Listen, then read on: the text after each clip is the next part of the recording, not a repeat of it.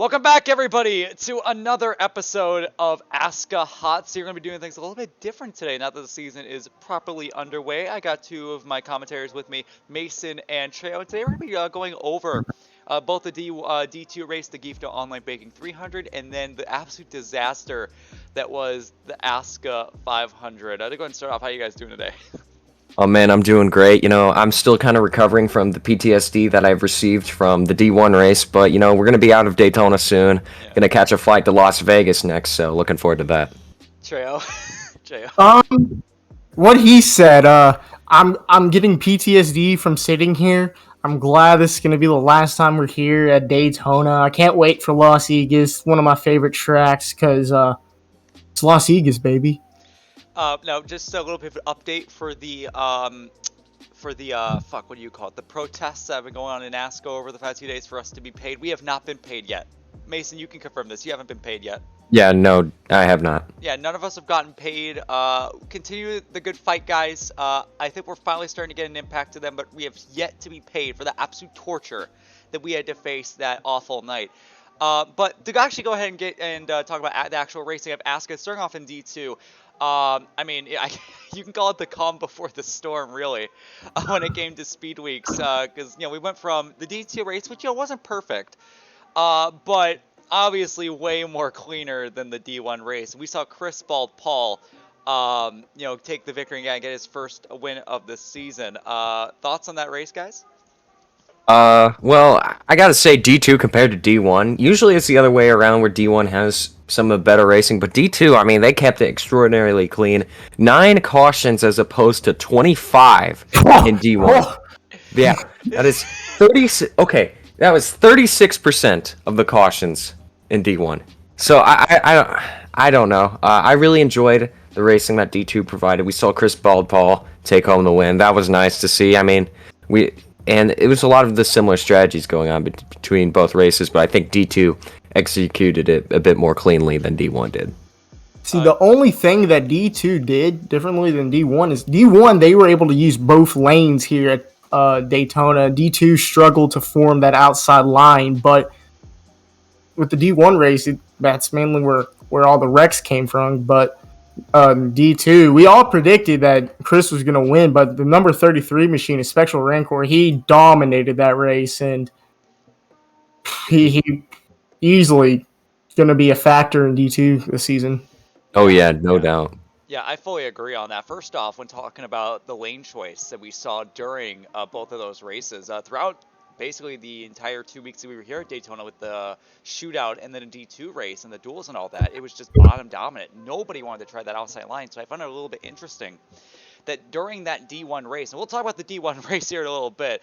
I think I have a lot of choice words to say about that, but we saw Logan really be able to influence the pack to try that outside line when he was up front. He was using that outside line to his advantage as a defensive line. During that D2 race, we saw everyone just running the bottom and shoving into each other to push them off the track. That's how they chose to overtake.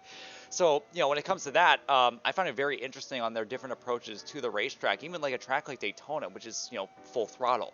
But also talk about Spectral. I mean, Spectral, I think, was really, I don't know how you put it, but, he was the guy to watch. He was the most impressive driver that I saw during that race. He did really good in his duel. He did really good during the race. He was my personal favorite to win the thing. And I think this is just the beginning for Spectral when it comes to his successes here in D2, because he gave a really good impression to me in his initial start. I agree with that. I've raced with Spectral many, many times.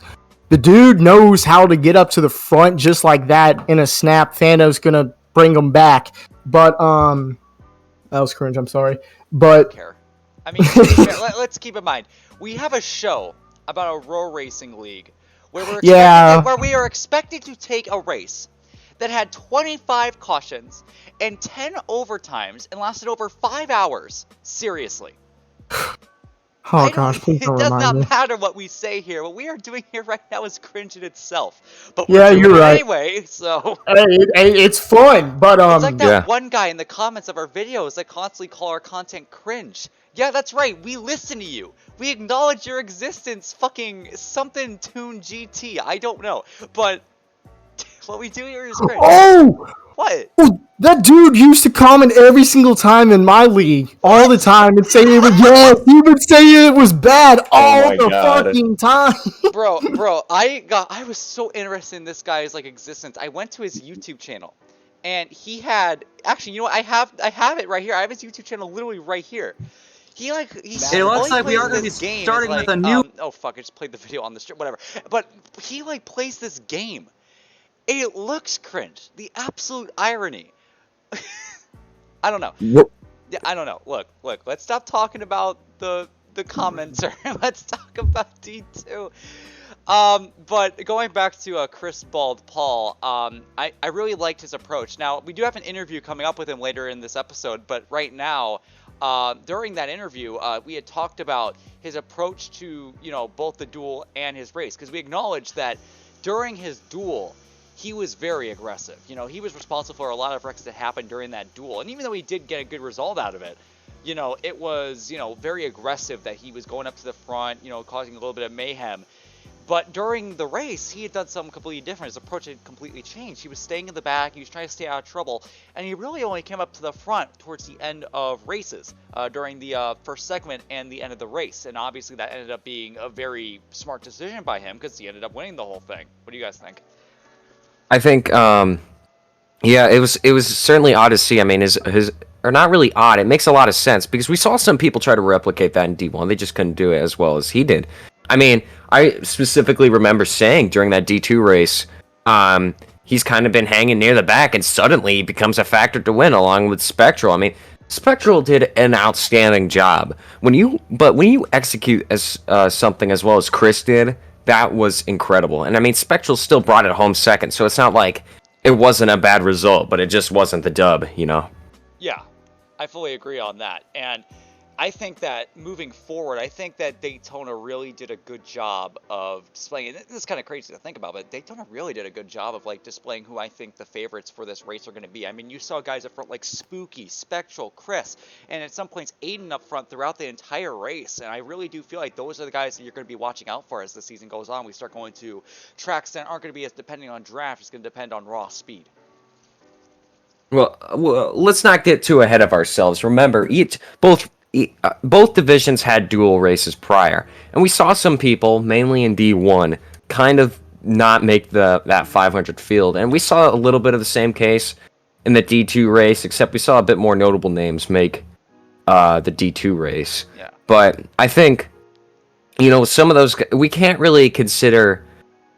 Yes, there's going to be factors for later in the season that we had in the Daytona field, but there's also some guys that just kind of weren't there, obviously, because they just didn't make the field through the duels. So we can't count out everybody yet. Yeah, that's true. But I have to say, I am very confident in both Spectral and Chris. I think that those two are going to be guys to watch out for, even during testing. Because I'm considering testing when we were at Las Vegas into that, which is our next tracks, ironically enough. Both of those guys were fairly quick during those test sessions. They were up on the border. I believe funny enough, I think the top guy may have been Badhivsa, which is funny because now he's gone. But enough of that. But I do think that Chris and Spectre are going to be guys to watch out for as we head over to Las Vegas because of that. But we'll talk about that later on. Trey, you have anything to say?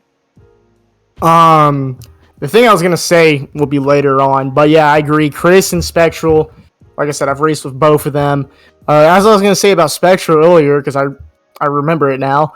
The dude, he knows how to be aggressive, and if you tick him off, he's gonna come back right. He's just gonna He's gonna come right back. He's gonna come right back at you with the same maneuver you did just to him, and yeah, he can have some dumb moments a lot of times on the track. Like he might cause an accident or two and not realize it or see that it's his fault, but the dude is fast, like extremely fast. It's scary because I remember in one league, my old league, he was all the way in D class and he had to sub in for someone for a B class, made it to the championship 3 in my league. Jesus. He can get wins over wins, and I think this is his first time driving with ASCA cars or just slidey cars in general.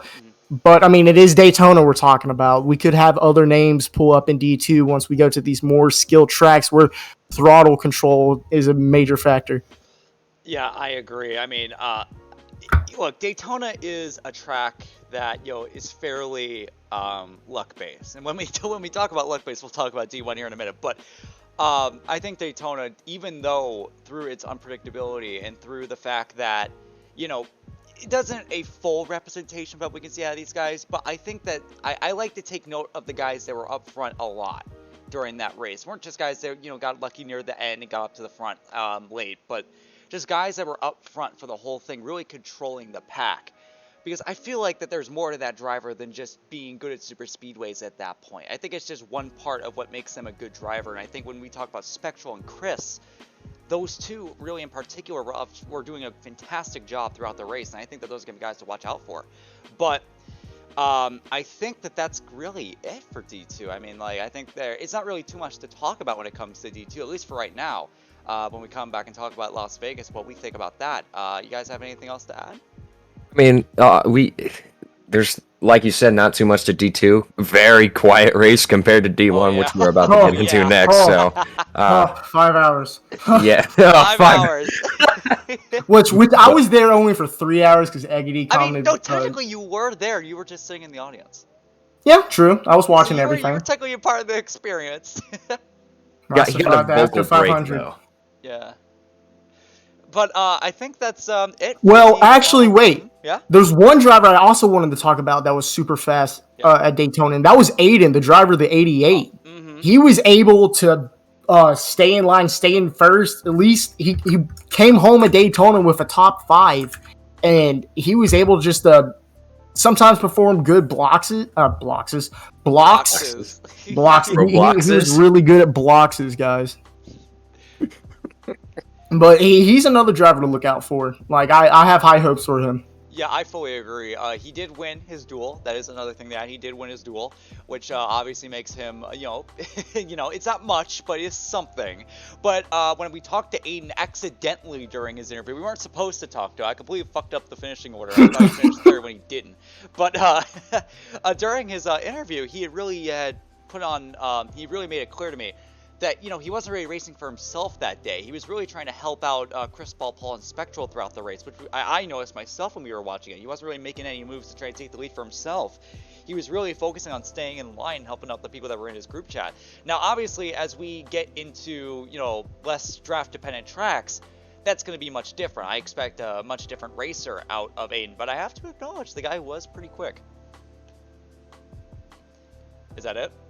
Yeah. I was waiting for Mason to say something. I got nothing. I fully agree. In that case, before we move on to D1, we did end up getting an interview with ChrisBaldPaul. We'll go ahead and play that now.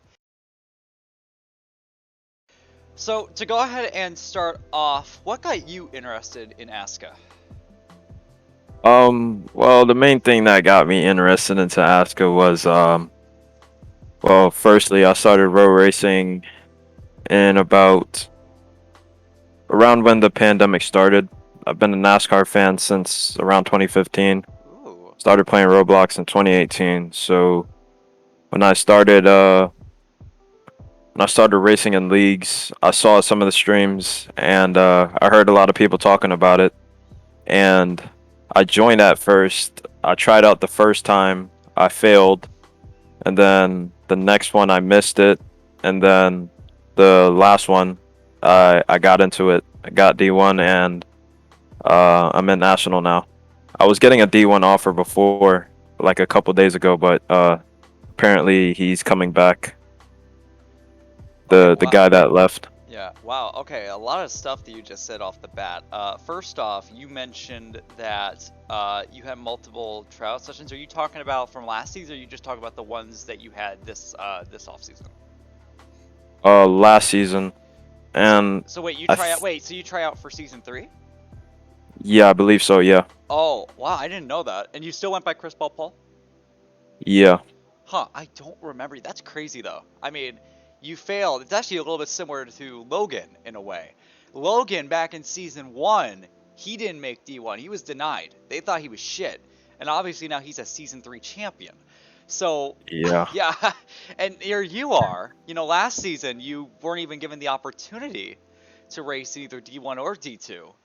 in this season, you were able to get an A license, and you're already winning D2 races. That's pretty cool. But also, you said that someone wanted to hire you. Who was that team owner?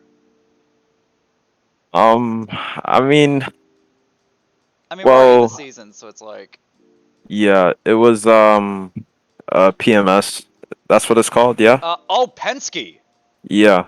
Well, Wow. yeah, Philly left after, I think it was after the 500, and then I got an offer, and it's the offer's gone now. He came back. I would Yeah. have taken it if it was still open now, but maybe next season though. Yeah. I You just know want to what? get Yeah. used to You're good. Finish. yeah, I Sorry. just want to get used to the cars. Well, I'm kind of already used to it, but I want to really get the concept of it, racing around other people at tracks, getting off the gas, trying not to wreck. You know what I mean? Yeah. The basics. You know, when you said that, I thought, because I know what you're talking about, because that happened like yesterday or the day before. But I know, because I thought from what you said, firstly, that you like were getting an offer during the off season from Penske. But yeah, no, I heard about the whole thing with Philly. I actually don't even know what happened there. I think Philly like thought that he couldn't make races or something like that. But man, I mean, I think it's pretty cool. I think the fact that you got that win at Daytona is making you the most appealing driver. Because surely there's going to be drivers throughout the season in D1 that are going to go inactive as they're like either have something else in real life going on or they're out of points contention. So in all honesty, I mean, I think that you'd be feeling pretty good for yourself because, like for example, last season, Audery was battling for a championship in D2, but when I think it was Weehawk retired from Northern and Ethan came over from, it was just this whole thing where like drivers were being all swapped around because one guy retired, and eventually Starlight had to bring up Audery from D2 up to D1, and Audery in a couple of races won his first D1 race.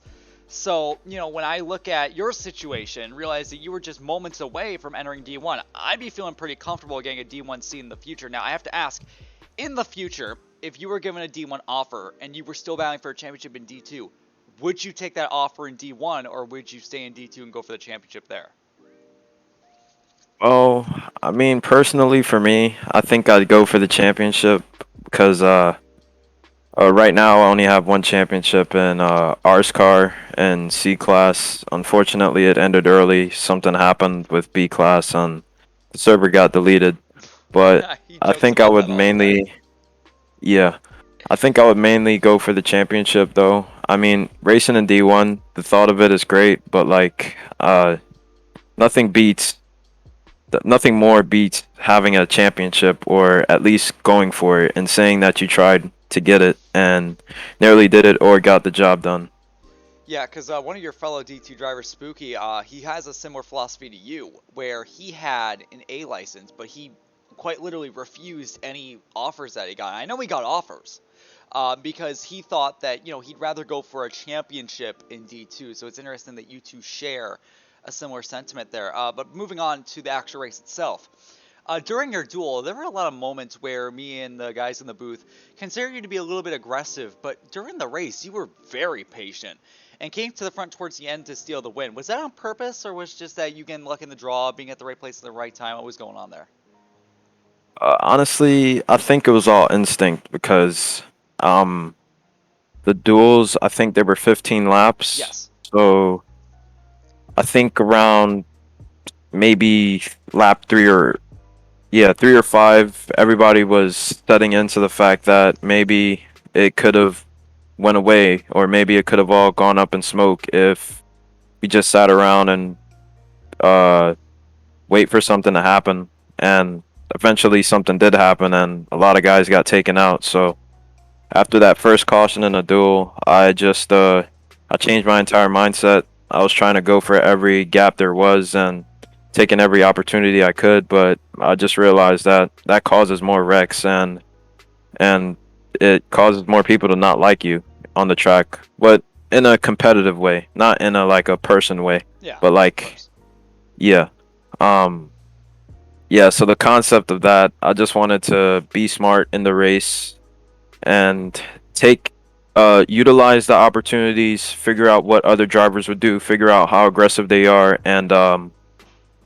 And if they weren't that aggressive, I would take that opportunity. But if they were aggressive, I would just be a bit more cautious. But eventually, I would end up taking the gap if it was like 3 or 2 to go. Yeah, of course. That'd be the philosophy for anyone. Get any amount of space that you can. So you ended up winning this race. How does this successful start to the season make you feel? Like, how comfortable are you now as you are going into the rest of the races this season? I'm comfortable, but I think I have a lot more to prove because it's just Daytona. Although I believe that was the hardest race to win. I told myself before the race because everybody's basically on the same level. Everybody has the same chance as the other guy has. So I think this would have been the hardest race to win, but I'm really looking forward to more tracks because I believe I have a lot more to prove, and winning just one Daytona race is not gonna have me recognized or make me viewed as a good driver because anybody can win this race. It's all on chance and luck. That's true. Yeah. There's literally been no driver that has told me that it hasn't been luck, especially when it came to the ASCA 500. Jeez. But you are right now first in points. Do you think that you can stay at the top of the standings, or do you think you will falter a little bit as we start going to more mile and a half, short track stuff like that? I believe I could stay at the top, but it's really gonna take a lot of focus and determination into practice. Um, making making friends in the right places. Spectral Rancor, I'm friends with him. I race with him in here, and he's a good teammate. So yeah, just having the friends in the right places. Limiting rivalries because rivalries they could become suspensions or Oh yeah. intentional wrecking. Yeah, nobody really wants that. Yeah, So Froze is a big example of that. I don't know if you know this little fact about him, but he has been under some kind of suspension or probation for over a season and a half. It ended at the ASCA 500, I believe, and that's only because he didn't show up. So, oh damn. yeah, he went a whole season and a half because he was causing so much trouble. But the trouble wasn't significant enough to where he actually got a suspension or a heavy penalty. It was always just a bunch of probations that he held for a season and a half. So, just thought that'd be a little bit of a fun fact to put out there. But finally, now that Daytona is over, and now that you've set yourself up for the rest of the season being at the top of the table, what are your expectations for yourself for the rest of the season?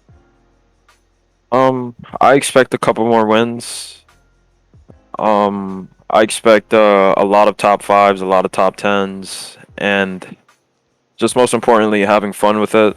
Doing what I can do, knowing what I can control and what I can't control, which I should always be controlling the car. But anyway, um, yeah, around that, just uh, what was I gonna say? Just taking the right opportunities, knowing what and what not to do, knowing right from wrong, uh, not making people dislike me, even though people like Phantasm, they already do, because in the start of that duel, I accidentally jumped it. Uh, I think I was like a couple car lengths back, and then I realized we were reaching the restart zone, and I throttled up, and then I was on S, the S key, just trying to brake, and I realized the car wasn't stopping. Then I realized after that to like actually slow down the car to an amount where it doesn't really slam the person in front of you. You have to like hold A and Yeah, you have to S. hold the turn-in key while also hitting the brake. That's just how it is with Super Speedway. I can tell you though, it won't be like that at other tracks. It's just how the Super Speedway package works. Yeah, I was kind of new to that, so I didn't really want to jump that restart, but it screwed over a lot of people. I apologize for it, but I think me and Rez is in a kind of hot water together. But Rez doesn't hold grudges for long. I mean, I spent the entirety, like, its second half of season 2 just wrecking his ass, and he still doesn't hate me for it. So, like, I'm sure he'll get over it if he hasn't already. So, any final thoughts? Anything else you want to add, or I think you're good? nothing much really. I'm just happy to be in this moment. Happy to have a ride in one of the biggest leagues in NASCAR Roblox racing as a whole, and I'm looking to take some more opportunities, get more wins, get my name out there, and most importantly, go for Cup and go for a championship there. Oh, wow, that's some great ambitions right there. I'm really excited to see what the rest of the season has for you, because clearly you really believe that you're a championship contender, and I believe that as well. I mean, this race and also your tryouts really did prove to me that I think that you are going to be a really quick driver in Season 4. So, again, congratulations on your win, and hopefully you can replicate that success for the rest of the season. All right, thank you, man. And with that, after that little interview with ChrisBaldPaul, I think it's about time we start talking about the absolute beauty that was the D1 race. I think that's an appropriate word to say about it, right? Definitely not. Oh, the D1? Oh my gosh. Oh my gosh. What now to say that ASCA 500 is usually the best display of what ASCA has to offer would be an understatement. It's every iteration of this race, from even season 0 to season 4, has been terrible. Filled with controversy, filled with a ton of wrecks, but I don't think there's ever been one with 25 fucking cautions, 10 overtimes. Well, Chris said that Rockingham had more cautions. Yeah, Rockingham had 27. Which, no, I wasn't there for that, fortunately, but still, yikes. But I think the best segue would be, let's talk about Medfred, our winner of this race. Now, Medfred is a rookie. This was his first ever start in ASCA, and he was able to get the win. Any thoughts on that, boys? I think Medfred is a very, I just wanted to come out of the gate and say that Medfred, he's a very promising rookie compared to some of the other ones I've seen. I think, honestly, we have a really good D1 rookie class overall. This is our biggest rookie class, yeah, and there's a ton of big names in it.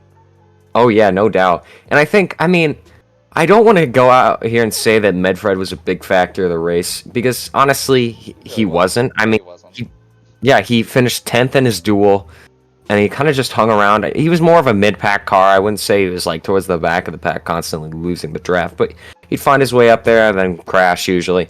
So, yeah, so yeah, there was a lot of crashes. Please don't remind me. Just want to make it clear to everyone at home. There was a lot of crashes. Yeah, a lot of crashes. I think they understand that there was a lot of crashes. Oh God. Anyway, I think it was. I don't want to say it was purely luck that he ended up in victory lane, because from what I've seen, he's a decent driver, but I don't think he's the best the rookie class has to offer. I don't think he's the best ASCA has to offer. In fact, I'll probably place him. He's like mid-pack. He's just mid-pack on track, and he's mid-pack in terms of what ASCA has to offer in terms of talent. So that's the way I see it with Medfred. Now, how do you know that he's a mid-pack driver if we haven't been to a race yet where it hasn't been filled with cautions? Again, this is all speculation, but I honestly haven't heard much of Medfred. And then when we interviewed him, he sounds, I don't like insulting drivers, except I do. So he sounded like he was 12. So that makes sense why probably none of us have heard of him. Why are you going after him like that, dog? Dude, Medfred's the Giga Chad, bro. I'm overly aggressive. Man, I don't know. Yeah, but I have to agree with you on one thing, though, and that's definitely the, when it comes to him being Medfred, I don't think that he's the best ASCA has to offer. Medfred. Well, that's the thing, though. Anybody can, like all the drivers kept talking about in D1, that this race is very, very lucky, and you just have to be there at the right place in the right time, because coming to 1 to go, it was 4 wide, Cool Kid, Bailey, AJ, and someone else, I think, and then seems like Cool Kid got hooked into AJ, took out Bailey down a pit road, and that just set up Medfred and I forgot the other person who he was battling.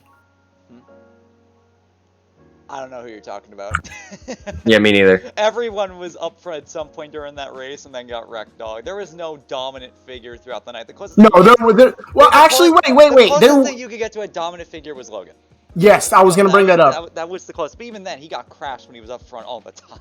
Yeah. He was able to get himself up there to the front a lot of times easily. It feels like all the way 5-6 seconds back, he'd somehow make his way back up there and be leading the race again. He was really good. He was the one that everyone wanted to be behind on that outside lane. Yeah, Oh no, yeah, And no yeah, talking doubt. about that outside line, I mean, I think Logan is the reason why that outside line became such a strong, force during the race. Because, again, throughout Speedway, we're talking about this with the D2 segment, it was bottom, bottom, bottom. You could not be up top. It wouldn't work. But Logan did something a little bit more interesting during his race. When he got to the lead, he would use that outside line as a defensive line to hold everyone back. Because on the inside, it's much easier to get behind someone's bumper with using that apron as a bit of a cushion. With that outside line, the only cushion you have is the wall, and that slows you down. So, it becomes a lot harder to overtake when everyone's up top. So what he would do is like he would just go up to the top, second place would go up to the top, and eventually everyone would get up to the top, and they would just start, single filing out. Now, obviously, Hmm. during the actual race, they'd single file up top, and then somebody would turn someone else, and everyone would crash because everyone's on the outside line. But Logan did use that outside line to his advantage, and I gotta commend them for that. Oh yeah, I mean, I think. Let me just say this: I've raced Logan for a long ass time, and by long ass time, I've known him for probably roughly 3 years now. And he's an outstanding driver. Huge amount of respect for him. He likes to shit talk me every now and then, but I mean, it's all in good fun. Maybe it isn't. I don't know. I wouldn't know. But he did definitely shown that he knows how to command that outside lane. He knows how to command the lanes here at Daytona, and he's just he had it figured out. I think he had it. Obviously, he had it way more figured out than everyone else did, and it's just unfortunate that he didn't come home with a 500 win because I mean, he rightfully deserved it. But I mean, he still brought it home ninth, which top 10. But I don't know. I think ultimately you'd want something better than a ninth place finish. So I think we're gonna see maybe him make a comeback at Las Vegas because he's the type he'd rather have a win now and get that out of the way than sooner than later. Yeah, when it comes to Logan, I think Logan is arguably the best Daytona guy at Daytona. I mean, he has 2 wins there, and wait, no, he doesn't. He has 1, but technically he was supposed to have 2 at the shootout, but he gave it to Blackstone. But And then Blackstone proceeded to miss the 500. yeah, he was the favorite of the race and gets eliminated. but when it comes to Logan, we saw him during the shootout last season. He won that. We saw him almost win the shootout this season, but he gave it up. And during this race, he was the dominant force that really influenced everyone to go up to the top. And that influence stayed throughout the rest of the race. It was top or nothing. So, when it comes to that, Logan, I think, is someone that you really do need to watch out for as we move on to these later races. Because first off, he's our defending champion. That's already something that, makes you which makes you a dominant force going into the next season. But he's also just really good everywhere. I mean, he's won at road courses, he's won at short tracks, he's won at intermediates, and he's won at super speedways. He knows it all.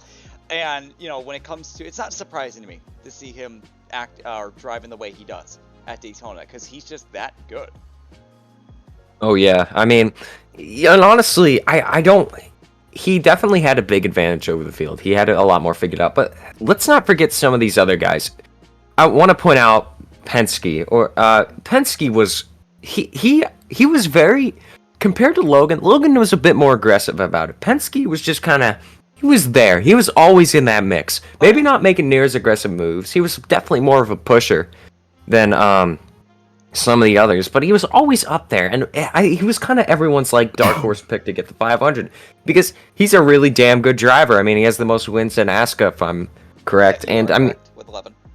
yeah, 11, and none of those is a Daytona or ASCA 500. So I don't know. It was kind of what everyone. I was personally rooting for him, and he did pretty well a race until the very end. Yeah. Additionally, I want to point out Janitor was pretty good as well. Imagine Z did a bit better than in the shootout and duels, but I mean he's still up there during the main event. And JJCPT, even though he was aggressive as all hell. So I mean, yeah, those are just a couple other names I wanted to point out. Yeah, when it comes to names you want to point out in this race, well, yes, there were some very dominant figures. I think it's also important to acknowledge that the reason why they were up front most of the time is because they were the ones that didn't get wrecked. This race was plagued with just caution after caution, and where finding drivers who are dominant throughout a race are relatively difficult, and most of the race is either wreck fests or caution laps. And that's where I actually wanted to make a segment over here to talking about just how we look at this race from a stance of it being our biggest event. Because, I mean, when it comes to ASCA, and this is mainly a question I wanted to ask, is the ASCA 500, like, how important should we take the ASCA 500 in a sense? Because, yes, it is our biggest event. It gets the most viewers. It gets the most attention. However, every season, it feels like we hype this race up, and it's always destined to be a bad presentation for what ASCA really is. Because as we move on during the rest of the season, I expect race to be way more cleaner, way more exciting, and, you know, just overall a lot better of a product for viewers than this, because this was 5 hours of them crashing. When I had to sit down and watch and rewatch the entire thing again for the extended highlights, the highlights ended up being just them wrecking, because if I didn't do that, it would have just been caution, restart, caution, restart, caution, restart. It would just be that over and over again.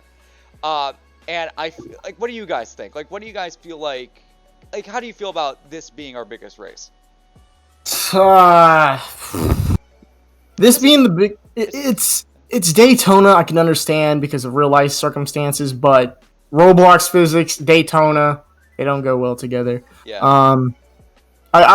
I wouldn't call this the biggest race because there's plenty of other good tracks on the schedule that will bring out the difference within the drivers. See what tracks they're good at. Are they a road course ringer or a short track ringer? Are they dominant mile and a half, or are they like ass cheeks at mile and a half? Like, there's a lot of questions, especially with the rookie field we have this season in D1. See how they're going to be able to handle all these different variety of tracks too. Personally, I would say the biggest race to me on season that should definitely represent D1 is what you think? I would honestly, I would say Charlotte, because that's the biggest race in NASCAR except for the 500, like the longest race. Charlotte is the hometown of racing, basically, like where all the racing fans gather around. Like, I would say that is one of the more bigger crown jewel events than the 500, but I can understand why it's the biggest, but it's just not the great representation on the biggest race. You know, I find it interesting that you say Charlotte's the biggest, but not Homestead. You see, I commentated Homestead, and let's just say that's why the 53 is suspended. Well, not suspended anymore. He gets the return. He gets the race to Las Vegas. We can talk about that later, because he's going to be a major talking point. But I have to say, well, I do agree that Charlotte is a fairly big event. I have to give it to Homestead. I mean, Homestead has had arguably some of the best racing that ASCA has to offer. It's the final race where we have 4 drivers fighting it out for the championship. And it's really been the first track that's going to be using multi-group scripts, which is going to be at all of our intermediate tracks this year. So I think that overall, Charlotte's is a good example for sure. But I think when it comes to viewers, they should be a lot more excited for the finale instead of our first race. Because you said this before, Daytona and Roblox racing, they don't really mix well. They never do. It takes a lot to make them mix good. And, you know, but that's why I bring up this question, is because, you know, this is the, you know, race that gives us the most attention. It gives us the most viewers. It gives viewers the first look into what ASCA's going to look like this season. And when we have 25 cautions and a plethora of, you know, issues that go on throughout the week, you know, it's like, should it be that way? Like, maybe we should change tracks. Maybe we should try different things. Because, you know, ever since the inception in Season 0, the only real change that has been the introduction of the duels. And the duels end up really just being a miniature ASCA 500 in, you know, it just being Wreckfest. So, you know, it's like, you know what I mean? It's a hard question to talk about. I wanted to point out something. Why Daytona tends to get hyped up and then kind of fall short. In real life, I mean, we see Daytona get hyped up. It's the start of a new season. And the way I see it is, in real life, people are looking for those big accidents. They are looking for those big moves. They are looking for stuff to go borderline stupid. And ASCA reaches more of a niche audience that appreciates better racing on a virtual plane, like Roblox, unfortunately. Yeah. So I think that's where we see the ASCA 500 kind of fall short. Not like I don't think it's a bad race, and I like the the comparison that it's like the Daytona 500. It starts off the season. It may not be a good race, may not have the best racing, but it gives you a ginormous track that is iconic.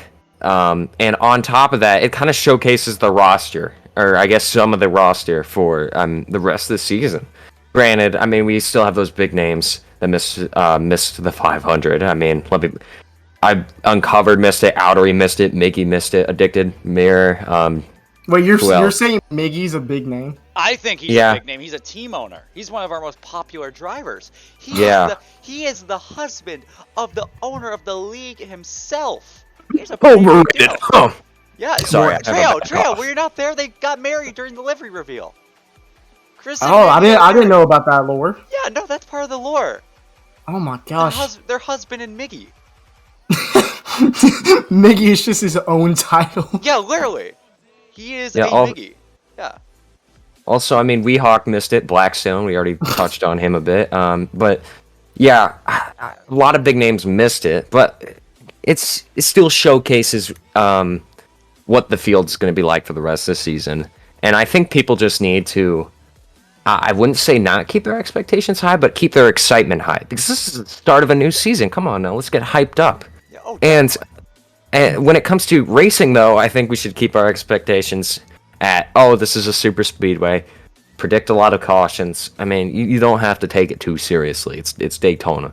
I mean, and the person who does happen to come out on top, that's great for them. But I think they even know what the substance of this race is. And I mean, that's just what makes Daytona, and why it can sometimes be questionable as a first race of the season. I understand what you're saying, and honestly, I fully agree with you that when it comes to super speedway racing, you shouldn't take it that seriously. You shouldn't take it as much to heart, because it's hard to race around here sometimes when all you have is 4 keys to work with. And but I do have to say one thing, and that's if we are going to not take this as seriously as other races on the calendar, which I fully think that we should.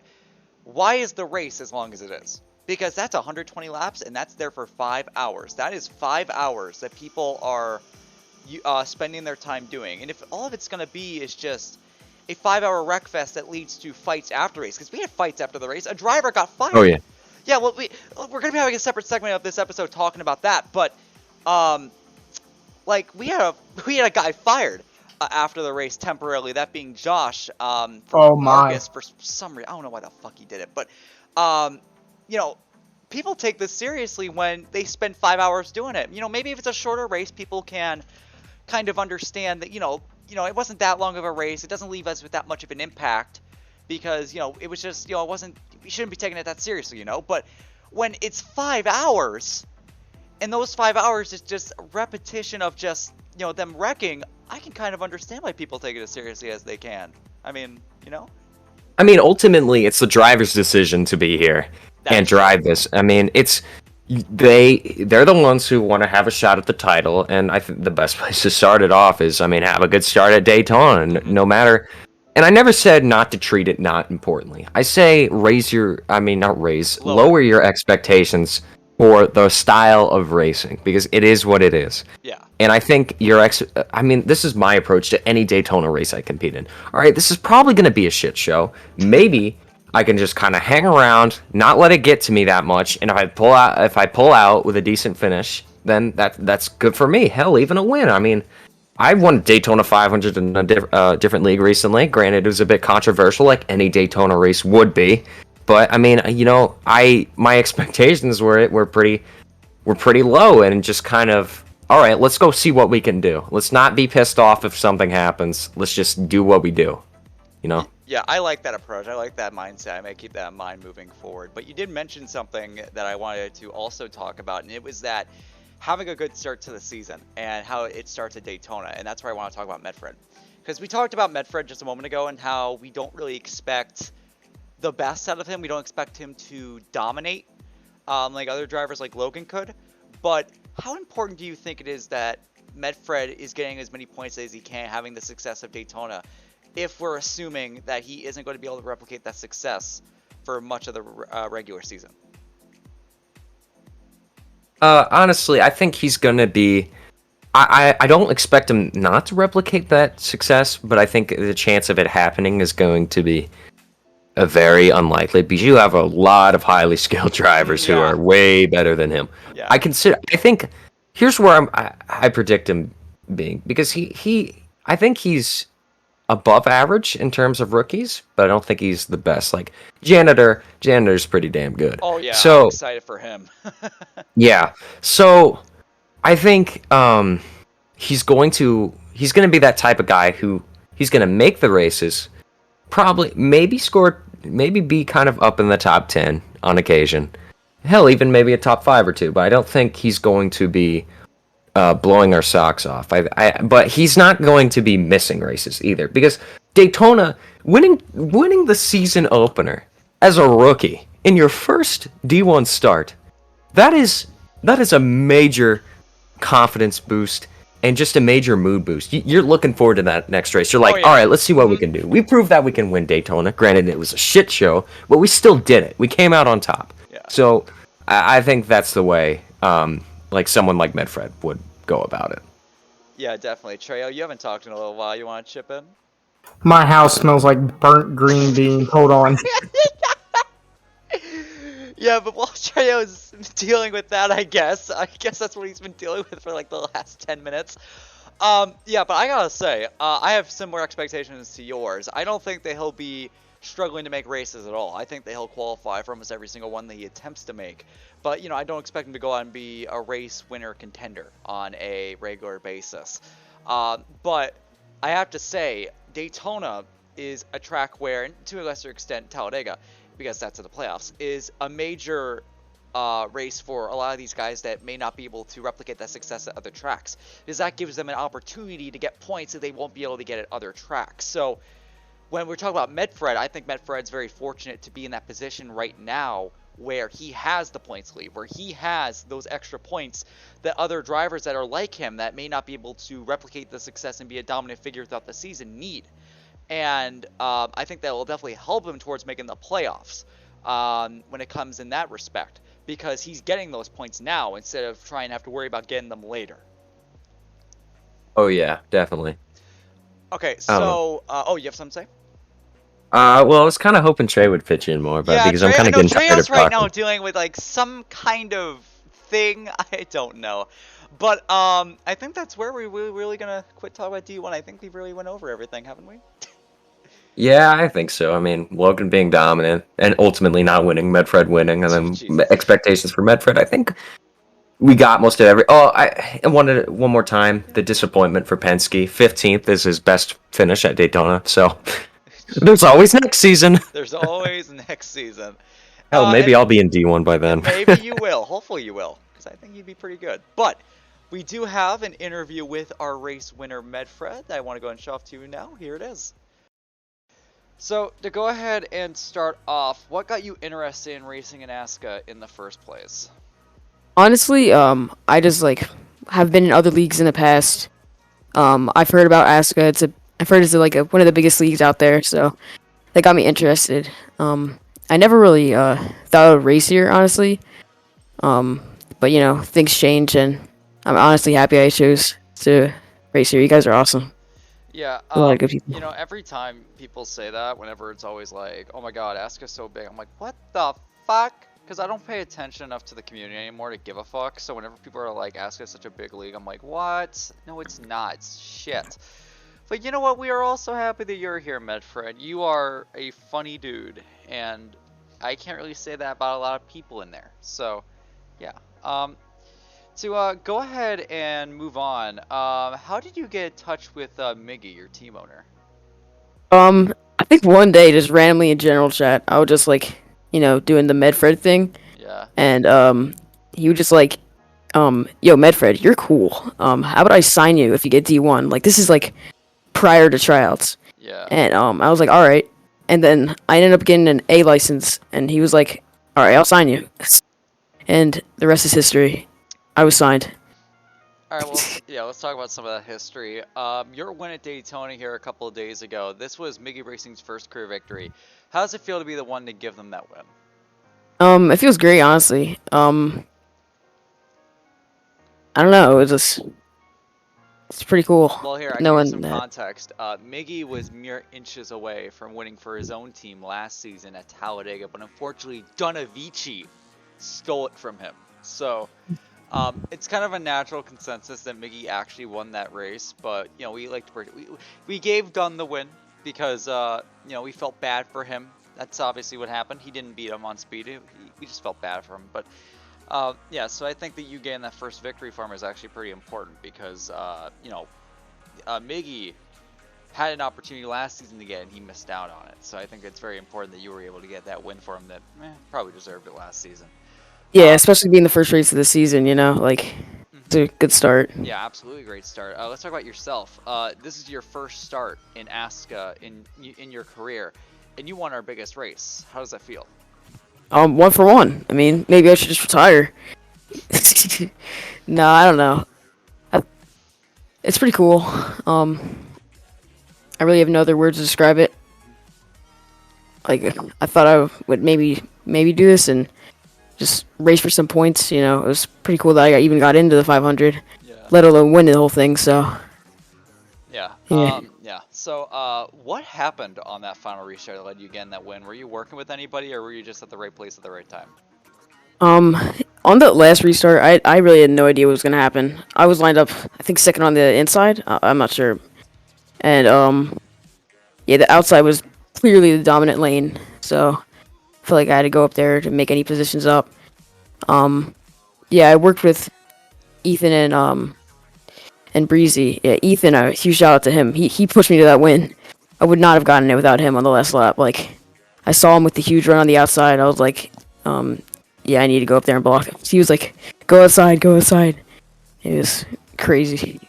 Yeah, he had told me during his post-race interview that he was, you know, trying to give you that win. So it's good to see that you acknowledge that. So you are right now first in points. Do you think that you could stay at the top of the standings, or do you think you're going to falter a little bit? I think I'm gonna falter just a little bit. I don't know. I think I'm not the best racer out there. I'm not even wouldn't even call myself top 5 worthy, but who knows? It's super early in the season. I really have no other experience at any tracks. Anything can happen.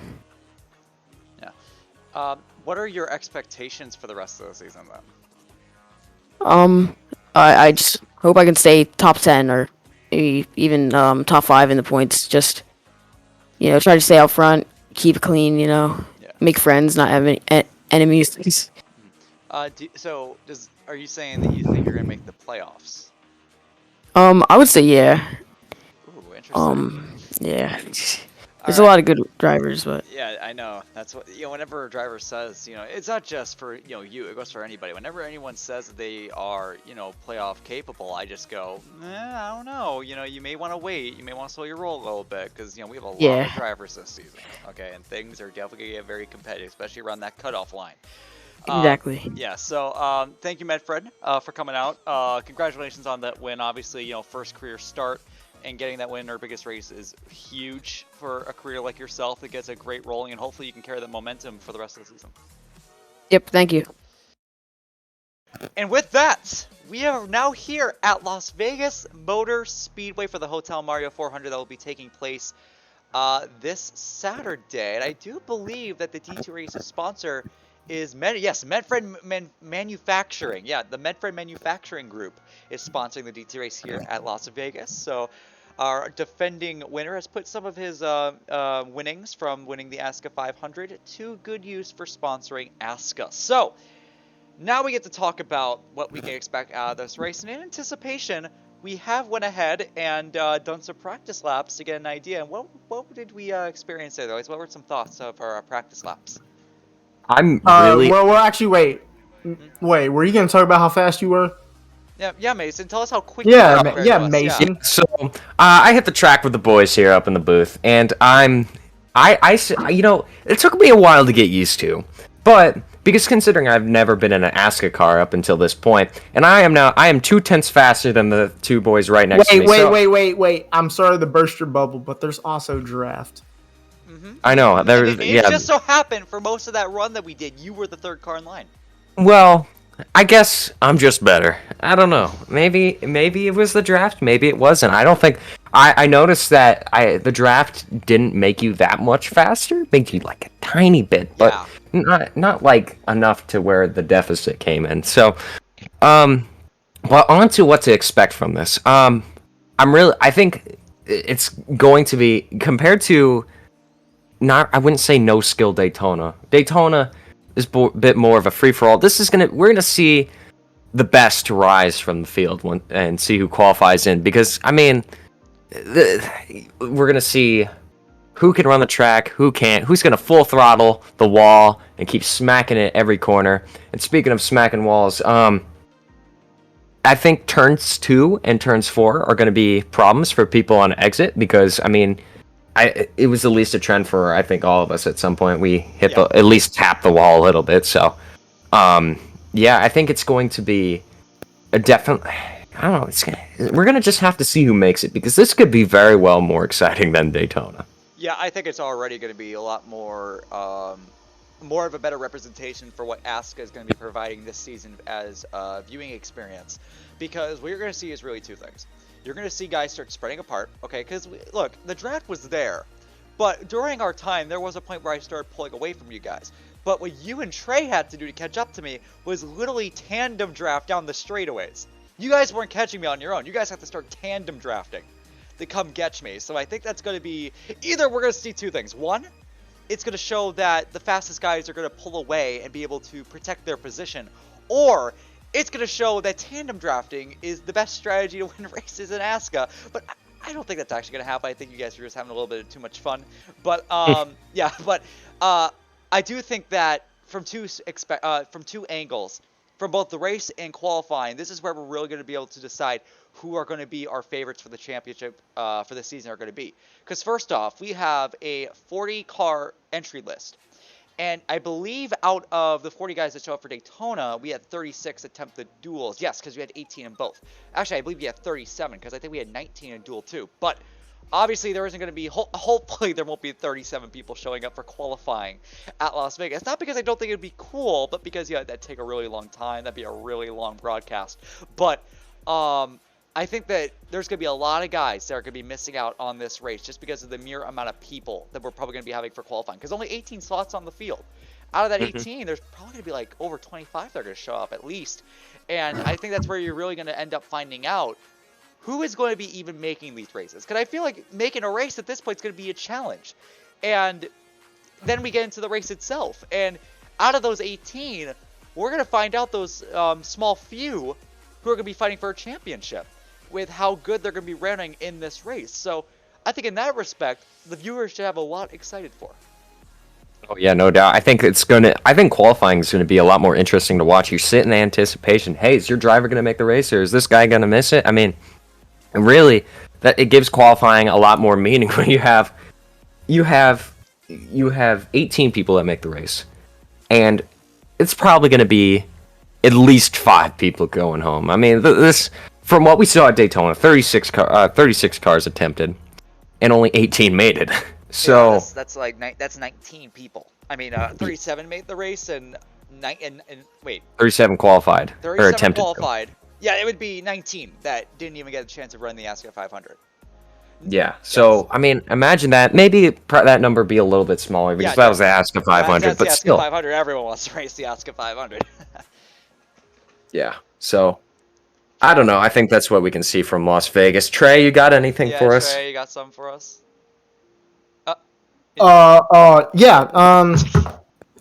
This track, I kind of like it. After getting some practice in, and the first session before we were a group, I had the fastest time. Sorry to spoil or but burst again, your... to be fair, for most of that run, he was behind me. He had my draft, and I pulled. I was still figuring out the car, so I mean, I pulled away from him. So I'm just saying, in both instances that we were in a pack, I was leading it. So I mean, who's really the fastest guy? Me, because after it was all said and done, look who has the fastest lap on that board over there. Okay, you may have the fastest lap. We get it. You may have the fastest lap, but who's y'all's prediction? Who will get the fastest lap and start on pole here? Logan. Ooh, Logan. Actually, you know what? No. That's actually where we can start talking about our predictions. before we talk about who we think is going to get the pole for both races, I want to go ahead and bring up some stats for you guys. So this is going to be the 4th and 5th race that we're going to be having here, our 3rd season. We did not come here in season 3, so it has been a while. I believe it has been almost over a year since we've been here, actually. But I'm going to go over some quick stats for you guys. So in season 2, we had 2 races here. We had our D2 race and we had our D1 race. The D2 winner of this race was Ginger Ale. And our D1 winner was AJ. And then in Season 1, I believe, if my memory is correct, I actually don't have the stats up here, I believe the winner of that race was Chris. If I want to go ahead and just check this really quick, I have all of them up here because I have a no life in ASCA. And indeed, it was... Where's Las Vegas around here? It was... Oh, actually, no, I was incorrect. It's actually Penske who got the win here back all the way in Season 1. Now, to also build off that, the Season 1 cars at Las Vegas were full throttle. So you can really understand that there was maybe a little bit of unpredictability there. And with our Season 2 winners, I think one note to really keep in mind is that in our D2 race, and really throughout the D2 season, Ginger Ale was otherwise with Nikki the 2 dominant forces. And obviously in Season 3, Ginger Ale didn't do too much. So when I say that Ginger Ale has experience here at Las Vegas, I do want to put a little bit of grain of salt in there, because that was with the D2 cars, with a much less competitive field, and obviously going off the reference of Season 3, there wasn't much there. Now, with the Season 2 race, the Season 2 D1 race, where AJ won, there were 3 major guys that dominated the entire race, and those guys were myself, JJ, and AJ. So when we bring up our predictions here, I just want you guys to keep that all in mind. And with that, I'm actually going to go ahead and start with my own prediction when it comes to our for our D2 winner. And I think the D2 winner, just going off what we've seen from testing, and I'm mainly keeping this off testing, I think it's going to be Spooky. And the reason why I say that is because we had a few test races. And in those test races, if I do remember correctly, Spooky was competitive. I believe he did win one of them by just pulling away from the rest of the pack. Like, he was gone. Like, half a track away by the time that 10-lap race ended. So, with that being said, and also the fact that Spooky did fantastic at Daytona, I feel like it's a good force to be watching out for. What do you guys think? I think, I've gotten to know Spooky a little bit. I think he is definitely could be a threat here. I don't know. I didn't really get a chance to look through testing all that much. Yeah. But just from I don't want to use Daytona as a reference, but I mean, you could. That's the best reference you have if you watch the testing. So yeah, exactly. So, I mean, I don't know. I feel like these setups are going to allow for a lot of teamwork and something I want to. I'm just going to throw someone experienced in. So, the driver of the 89, Aiden. I've known Aiden for a while, and wait. When you mean Aiden, Bud Hipster's gone. He left. Oh, he left? Yeah, no, he completely left after Daytona. He saw that disaster and just said no. No. Yeah, well, no, he's gone, dude. Shoot, where have I been, bro? Clearly not in the booth. Anyway, well, I don't know. I'll go with Skittles in my bunghole. Yeah! I like the name. And I think Las Vegas, it's a very... We're in Sin City. We're in a city known for gambling. And I think Skittles in my bunghole gambled on having Skittles in their bunghole. So I think they're going to win this race. Trejo, who's your pick? I'm going to have to go with ChrisBaldPaul again because I've seen him race with slidey cars and I've seen him up front a mile and a half, and he is super dominant in mile and a halves. And close, I'm predicting Chris and Spectral once again 1-2 finish because they're both just so consistent and they just know how to get their way up to the front of the pack. But generally, just ChrisBaldPaul, he knows how to handle the race car. He's got a feel for these cars now, but he's going to have a lot of challengers that are thirsty for their first win here in ASCA D2. D1. Oh, wait, we haven't announced D1 yet, have we? I mean, we can talk about D1, but I did want to add, I fully agree with you when it comes to, when it comes to Spectral and Chris. And that's mainly because I feel like that... Trejo, is your mic okay? Trejo. Oh, gosh. Is your mic okay? Is your mic okay? It's going back to shit again. Oh, God, here we go. But I could agree with Trejo here.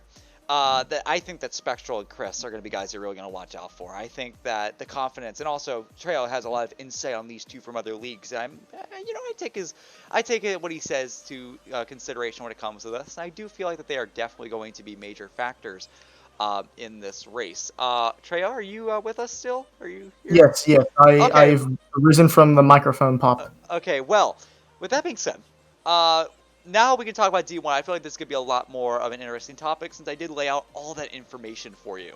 Now, to go ahead and start off with my pick, I'm going to have to go with AJ. And the only reason why I say that is because out of our previous winners and out of the races that we have done, Ginger Ale's win came in a much less competitive field, and his success in D1 has been less to none so far.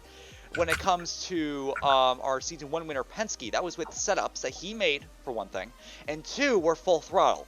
So in that retrospect, anyone could really win a full throttle race, as proven with Medfred at Daytona. So I don't really like to put his successes at Las Vegas to account. But when it comes to AJ, as the person, I'm just going to go ahead and give myself a little bit too much credit here, as the guy who led the most laps at the Season 2 race at Las Vegas, I can say for a fact that AJ is probably the favorite to win this race because he was one of the only two guys, with him being one and JJ being the other, that was able to keep up with me and eventually overtake both me and JJ to take the win at that race. Now, to be fair, and to be reminding of everyone, this is actually a whole different modeled Las Vegas. This is a rebuilt Las Vegas, so for all we know, this could be a completely reset for this track, but just going off what we've seen from this track before, I think AJ is a favorite to watch out for this race. What do you guys think? I think AJ definitely could be a threat. I mean, he's shown... he was at Daytona, correct? Yes. Okay, yeah. I don't think... Yeah. I don't think Daytona was really his jam. I was kind of watching him throughout the race. He really wasn't there.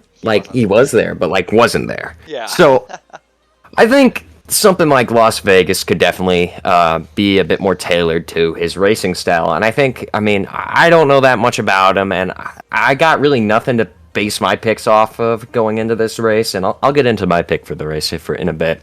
But I think AJ definitely we could see performing well. And now to get to my pick, I think this might be a shot in the dark here because I've seen him do pretty well, and I know him pretty well. I think Outery is going to be the guy to watch from D1. I think, Outery, I was kind of looking through past results, and he's done pretty well on just about it.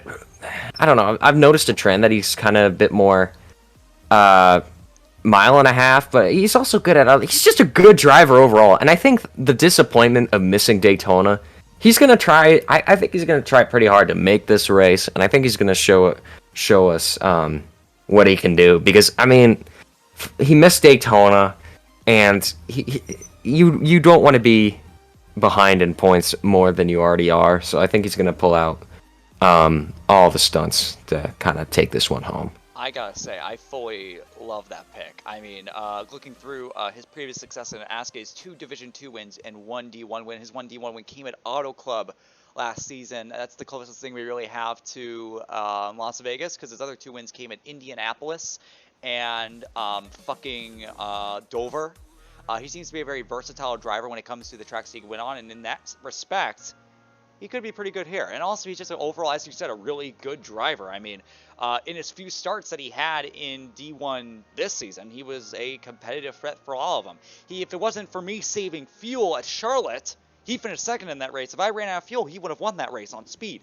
So, in that retrospect, I believe that he could be a threat. First off, I think he's automatically going to make the race. There's no way he screws up at qualifying. And if he does, then it's probably going to come from... Well, now you say that, he might actually screw up. Look, if he makes a mistake, it's his fault, okay? Not mine. I didn't jinx him. I don't know. He's just a bad driver. But I think that if he does make the race, I think that he will definitely be a favorite to watch out for, because it seems like he's almost going on anything that he rides on. What about you, Treo? What do you think? Treo? This is going to be a little different, but I'm going to choose Imagine Z. Reason being is because he started showing speed late in the season last season, and I feel like he's going to finally get his first ASCA win and get another his Velocity, their first official win of the season. I'm not counting Blackstone's Clash, including he shouldn't have won that. No offense to Blackstone, I love you. Hope the animatronic game goes well. I mean, technically, here, just saying this much. I mean, technically, that race doesn't count towards his statistics. Yeah. So technically, they still don't have their first win yet. You know, just putting that out there. Trail. But yeah, I just think Emancy will. Like, I just have a gut feeling. I raised him a little bit on road racing. I met him through. I'm not saying that league, but I think he has this one in the bag. Maybe, I don't know. I'm just going off a dark pit. Yeah, so I have to say, people do bring up a lot that Imagine Z really came to life towards the end of the season, because he did. But I do want to go ahead and reiterate that throughout those final few races of this season, the last race we had on a 1.5 miles like this was Kansas. And to be frank, Kansas and Las Vegas and how they're built are two completely different racetracks. One's a lot flatter than the other. But I do have to say that Imagine Z's successes towards the end of the season came at tracks like Watkins Glen, Dover, Darlington, a lot more shorter tracks. So I'd be careful when I'd say that Imagine Z was being competitive towards the end of the season, because he was fully being a lot more competitive towards the end of the season, but it came on a lot more smaller and flat racetracks like Milwaukee and Watkins Glen than tracks like Las Vegas, who are heavily banked. So I just be careful when you say that. But I do think Imagine Z is really going to come out of the dark here this season. I think that he's going to be very competitive now that he has a full season of ASCA under his belt. I think that this is going to be the time for him to shine. I'll fully agree. He got through his rookie season, and now here he is. ASCA 2. All right. Well, what the hell? What? I just heard a loud scream. What? I'm sorry? It just came out of it was like, ah! And then you just started talking normally. Mason? It wasn't Mason. I thought it was just like a mic issue. I don't know. I've Yeah, kind it of been probably scrolling was. through Twitter while you guys have been talking. Twitter. Well, I think that we've basically... When are we getting the Ask a Twitter account? Yeah, you know what? I feel like I want to do that and then just absolutely just get myself canceled. Aska gets canceled Yeah, on ASCA Twitter. gets canceled. Yeah, Yeah. that'd be fun. It But would be very fun. I think we pretty much went over here. Anything else you guys want to add, or I'm just looking forward to Las Vegas. I think Yeah. Daytona still has me laying awake at night in fear. But Las Vegas, I think that's going to put me in a good mood, and I'm looking forward to commentating it. And from just driving the cars for a few laps, I think we're going to see some excellent racing, and it makes me want to race even more. I mean, I love the booth, but I like the track a lot too. So yeah, but I have to agree with you. This is one of my favorite tracks on the whole schedule. Obviously, I had a great race here back in season 2, and it's been a while. I enjoy doing the booth, but you know, when we're coming to tracks like Las Vegas, where I think we're fairly certain we're gonna be getting a pretty good show out of it, it makes me want to get into a car. It makes me want to like fire fucking Colby. Just out of like, just get into my own car. we'll be watching this. Yeah, Colby watching this. I shit him on the hot seat all the time. I kind of feel bad for it, but it's also just become a running joke. No, He is also the one who killed Arscar, so you can't thank him for that. So you're saying he deserves it? He also killed my run in the ARA Bristol shootout race. You're still mad about that? Yes, I am. That was like 2 or 3 years ago, dog. I would have won, but no, Ryan won. Oh, Ryan the boy. Yeah, fun fact, did you know that Ryan the boy is like banned? Ryan the boy is on a 3-season suspension that ends after this season. He's been banned for over 1.5 years because he did trolling at Pocono. He rage quit and quit. So you want to know why? He's the reason why a lot of ASCA's features come from drivers doing like funny things, like the Weehawk wall exists because he was pitting illegally and absolutely screwing up pit strategy. The reason why the cars disappear when people jump out of it is because Ryan rage quit with like 3 laps to go at Pocono, and he stopped on the track and left the game and left his car on the track, and everyone just ran into it. So that's why like the cars disappear now. So he has like a freaking like suspension that ends like after like this season or next season, and that was back in season 2. He's been banned for 1.5 years. So, he's a character. He's a very much Watch him come back. Oh, he's never coming back. Even when his suspension ends, he's not coming back. They're going to leave him permanently banned. They do not want him back. I shouldn't say they. Chris doesn't want him back. But I mean, that's really it. I mean, like, I think we're all pretty excited for this race, aren't we? Oh yeah, no doubt.